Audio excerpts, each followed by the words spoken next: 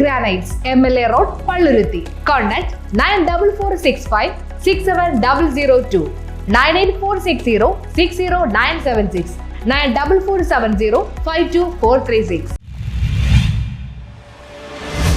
ഭാഷാ പരിജ്ഞാനം പകർന്ന് കൊങ്ങിണി സപ്താഹത്തിന് തുടക്കമായി.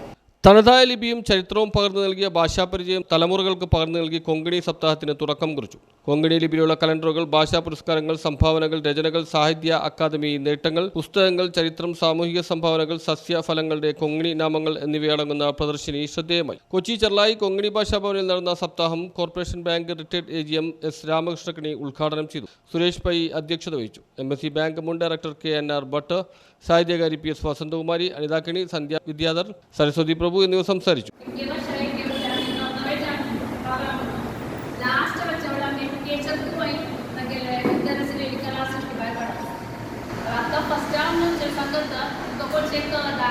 चित्ररचना नामस्लारी